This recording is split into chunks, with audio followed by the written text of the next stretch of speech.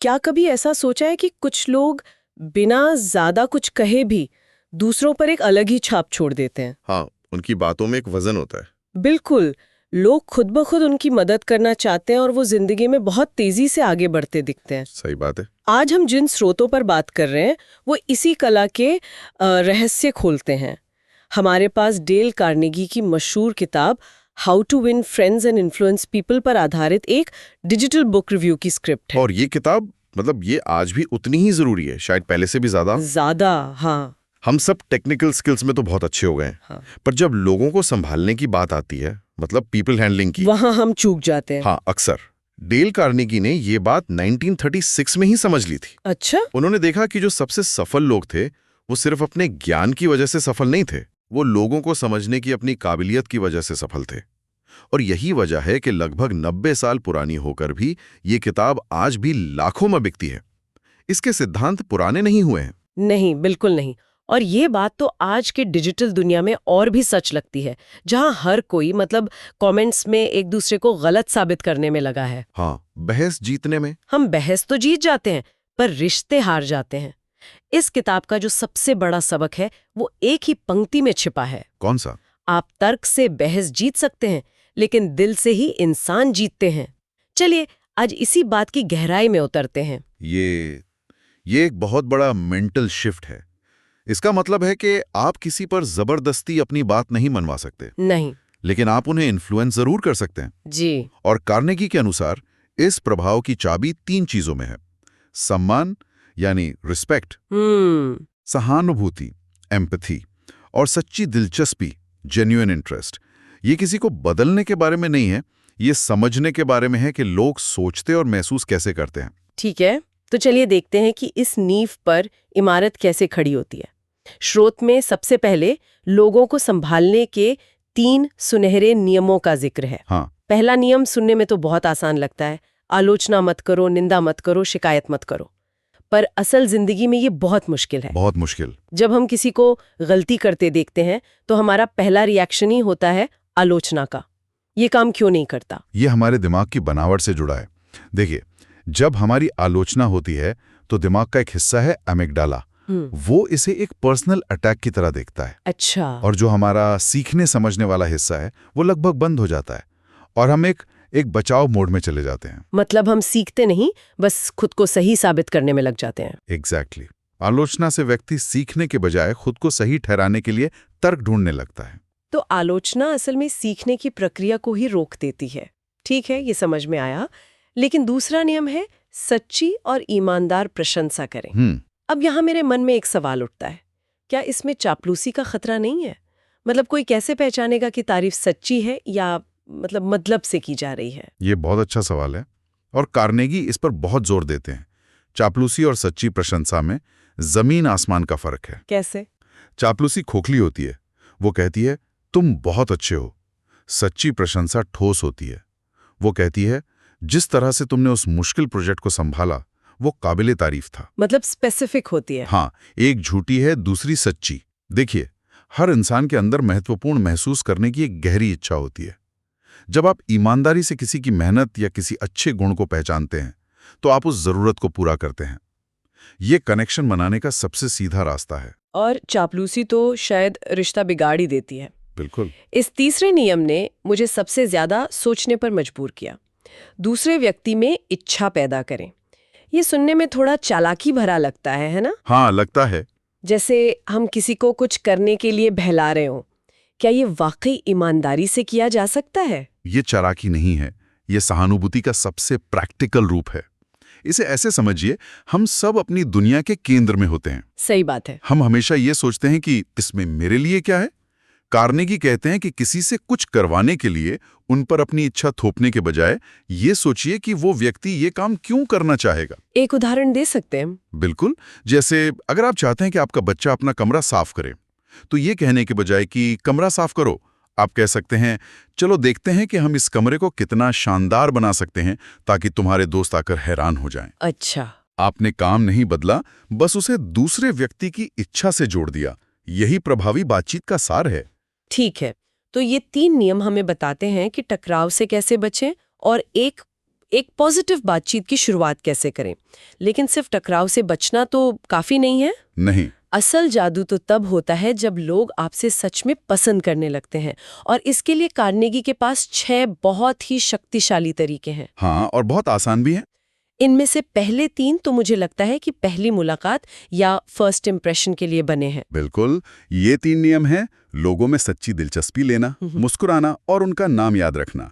ये तीनों मिलकर बिना कुछ कहे ही एक सकारात्मक माहौल बना देते हैं। सच्ची दिलचस्पी लेना मतलब उनसे उनके शौक, उनके परिवार, उनके काम के बारे में पूछना। जब आप ऐसा करते हैं तो आप उन्हें ये संदेश देते हैं कि आप मेरे लिए महत्वपूर्ण हैं। और मुस्कुराना, इसे किताब में मुफ्त की शक्ति कहा गया है। ये वाकई इतना शक्तिशाली है? हाँ, क्योंकि मुस्कान एक यूनिवर्सल सिग्नल है जो कहता है मैं दोस्त हूँ, दुश्मन नहीं। ये सामने वाले के दिमाग को आराम देता है। और जब आप इसे नाम के साथ जोड़ देते हैं तो इसका असर कई गुना बढ़ जाता है। नाम के साथ? हाँ, कार्नेगी कहते हैं कि किसी भी इंसान के लिए उसका नाम दुनिया की सबसे मीठी और जरूरी आवाज होता है। जब आप किसी का नाम याद रखते हैं, आप उसे भीड़ का हिस्सा नहीं बल्कि एक व्यक्ति के रूप में सम्मान देते हैं। ये बात तो है। मैंने एक सीईओ को देखा है जो अपनी कंपनी के 200 लोगों को नाम से जानते थे। जब वो किसी को हेलो राहुल कहते थे तो उस कर्मचारी का चेहरा खिल उठता था।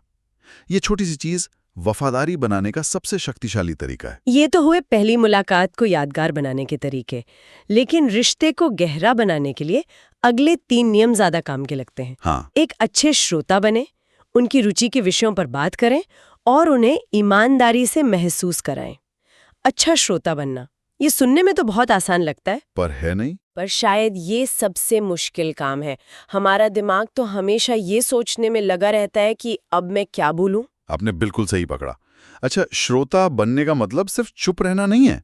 इसका मतलब है ध्यान देना, बात को बीच में ना काटना, बिना जज किए सुनना और ये समझने की कोशिश करना कि सामने वाला क्या महसूस कर रहा है। जब हम किसी की बात काटते हैं तो हम अनजाने में ये संदेश देते हैं कि मेरी बात तुम्हारी बात से ज्यादा जरूरी है। सही। जबकि ध्यान से सुनना सामने वाले को मान्यता देता है। ये किसी को दिया जाने वाला सबसे बड़ा सम्मान है। और फिर उनकी रुचि के विषयों पर बात करना। इसका मतलब ये हुआ कि हमें अपनी पसंदीदा चीजों के बारे में बात करने से बचना चाहिए। हमेशा नहीं, लेकिन बातचीत की शुरुआत हमेशा सामने वाले की रुचि से करनी चाहिए।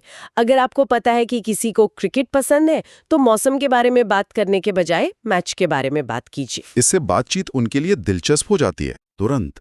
और ये नवे नियम से जुड़ता है, उन्हें महत्वपूर्ण महसूस कराएं। जब आप उनकी रुचि की परवाह करते हैं, जब आप उनकी राय पूछते हैं, तो आप उन्हें महत्वपूर्ण महसूस कराते हैं। ये सब मिलकर एक ऐसा माहौल बनाते हैं जहां लोग आपके साथ रहना चाहते हैं। तो अब तक हमने लोगों के साथ व्यवहार करने और उन्हें पसंद करने के तरीके समझे। लेकिन इन सब का लीडरशिप के लिए क्या मतलब है? अच्छा सवाल है। क्योंकि एक लीडर को तो कभी कभी मुश्किल फैसले लेने पड़ते हैं, गलतियां बतानी पड़ती हैं। यहाँ पर किताब का एक सिद्धांत मुझे बहुत दिलचस्प लगा। बहस जीतने का सबसे अच्छा तरीका है कि बहस की ही ना जाए। हाँ, ये तो विरोधाभासी लगता है ना? पर है नहीं। सोचिए, बहस का असली मकसद क्या होता है? खुद को सही साबित करना और दूसरे को गलत। इससे अहंकार को संतुष्टि मिलती है, लेकिन रिश्ता खराब होता है। एक सच्चा लीडर खुद को सही साबित करने में दिलचस्पी नहीं रखता, वो सही नतीजा निकालने में दिलचस्पी रखता है। सही। बहस से आप सामने वाले का मन नहीं बदल सकते, बल्कि आप उन्हें और भी ज्यादा अपनी बात पर अड़िग बना देते हैं। इसलिए समझदार लोग बहस से बचते हैं। तो फिर एक लीडर किसी की गलती कैसे बताए? अगर कोई टीम मेंबर बार बार गलती कर रहा है तो उसे नजरअंदाज तो नहीं किया जा सकता। बिल्कुल नहीं। और यहीं पर कार्नेगी का मनोविज्ञान काम आता है। उनका सुझाव है कि सीधे गलती बताने से पहले किसी ऐसी चीज के लिए उस व्यक्ति की प्रशंसा करें जो वो अच्छा करता है। अच्छा, इसे प्रशंसा सैंडविच कहते हैं ना? हाँ, पहले प्रशंसा, फिर सुधार का सुझाव और अंत में फिर से प्रोत्साहन। इससे व्यक्ति डिफेंसिव नहीं होता। और कोई तरीका? दूसरा तरीका है आदेश देने के बजाय सवाल पूछें या सुझाव दें। ये काम ऐसे करो कहने के बजाय आप कह सकते हैं, क्या आपको लगता है कि अगर हम इसे इस तरीके से करें तो बेहतर नतीजा मिल सकता है? इससे तो सामने वाले को ये महसूस होगा कि विचार उसका अपना है। बिल्कुल, यही तो आधुनिक नेतृत्व का सार है। नया नेतृत्व एम्पावरमेंट के बारे में है। जब लोगों को किसी विचार पर अपनापन महसूस होता है तो वो उसे पूरा करने के लिए ज्यादा कमिटेड होते हैं वो समस्या का हिस्सा नहीं, समाधान का हिस्सा बन जाते हैं। और नेतृत्व का एक आखिरी सबसे शक्तिशाली सिद्धांत, जिसे स्रोत में नेतृत्व की रीढ़ की हड्डी कहा गया है, प्रशंसा सबके सामने, सुधार अकेले में। ये मेरा भी पसंदीदा है। ये नियम मुझे व्यक्तिगत रूप से बहुत पसंद है। और ये इसलिए इतना असरदार है क्योंकि इसके पीछे गहरा सम्मान छिपा है। सार्वजनिक प्रशंसा व्यक्ति को प्रेरित करती है और टीम के बाकी सदस्यों के लिए एक सकारात्मक उदाहरण पेश करती है। सही। वहीं अकेले में की गई आलोचना या सुधार का सुझाव व्यक्ति के सम्मान को बनाए रखता है। उसे सबके सामने शर्मिंदा नहीं होना पड़ता, जिससे वो सुधार को स्वीकार करने के लिए ज्यादा तैयार होता है। तो आज की इस पूरी चर्चा को अगर समेटे तो कुछ मुख्य बातें निकल कर आती हैं। पहली, लोग तर्क से नहीं, भावनाओं से चलते हैं। हाँ। दूसरी, ध्यान और सम्मान प्रभाव जमाने की असली करेंसी हैं। तीसरी, सॉफ्ट स्किल्स यानी लोगों से व्यवहार करने की कला, कई बार हार्ड स्किल्स से ज्यादा महत्वपूर्ण हो सकती है। हो सकती नहीं, होती हैं। होती हैं, सही कहा। और आखिर में, सफलता का मतलब है लोगों और उनके मनोविज्ञान को समझना। इन सिद्धांतों का इस्तेमाल तो हर जगह किया जा सकता है। नौकरी के इंटरव्यू से लेकर व्यापार बढ़ाने तक ये किताब हमें इन सिद्धांतों को कैसे लागू किया जाए, इसका एक प्रैक्टिकल खाका देती है। लेकिन एक विचार जो मुझे हमेशा सोचने पर मजबूर करता है, वो ये है, जब ये सिद्धांत इतने सरल और इतने शक्तिशाली हैं, तो हम और आप जैसे लोग इन्हें अपने दैनिक जीवन में लगातार लागू क्यों नहीं कर पाते? ये बहुत गहरा सवाल है। वो कौन सी भीतरी बाधा है, हमारा अहंकार, हमारी अधीरता, या शायद हमारी आदत जो हमें दूसरों की आलोचना करने, उनकी बात काटने या मुस्कुराना भूल जाने पर मजबूर करती है? ये सवाल इन सिद्धांतों के ज्ञान से परे उनके अभ्यास की असली चुनौती पर रोशनी डालता है। शायद असली लड़ाई बाहर नहीं, बल्कि अपने अंदर ही है।